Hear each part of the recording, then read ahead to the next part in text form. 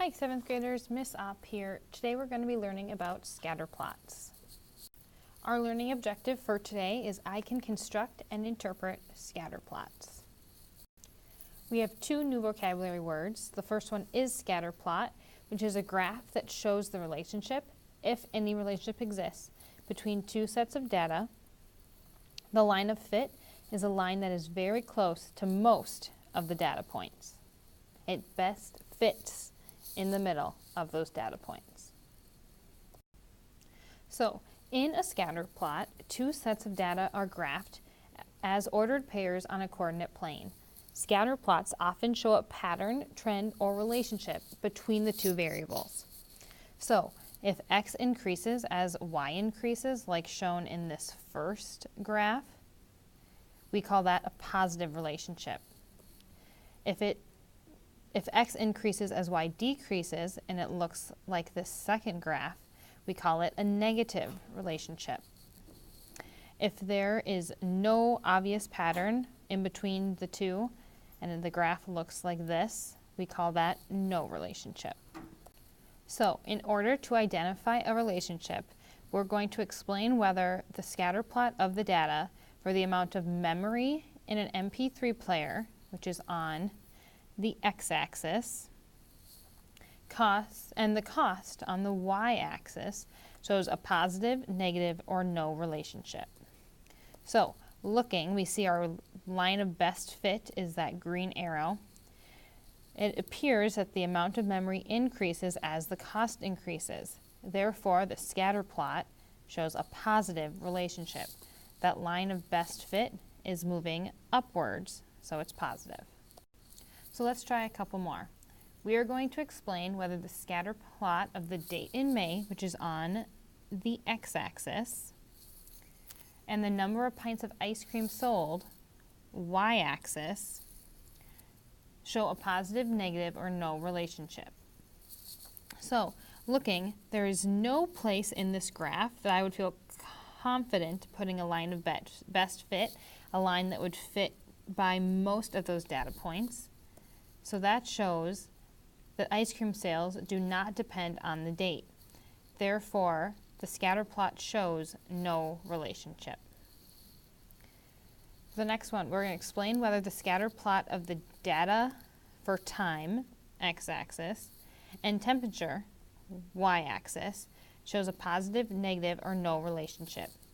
Being that that line of best fit that is around most of those data points is going downwards, that tells us it is a negative relationship. As time passes, the temperature decreases, so there's a negative relationship. So, we learned earlier that the line of best fit, or line of fit, is a line that is very close to most of the data points. So, to find the line of fit, first we're going to make the scatter plot using the data that's given. Next, we're going to draw a line that best seems to represent the data points. So, in doing that, it looks like we have engine size is X, MPG, or miles per gallon, is Y. So, we are going to plot each of these points on our table. X 1.8, Y 29, X2, Y 22, X 2.2, Y 24. We're going to keep going through this points and get all of these dots all over our table right here. So next we're going to draw a line that best fits the data. So you can see I already drew the line in blue there, but let's pretend that's not there. If I drew a line like this in red, that is only near 2 of the data points. So that is not a line of best fit or line of fit because it's not close to most of the data points. If I were to draw the line like this,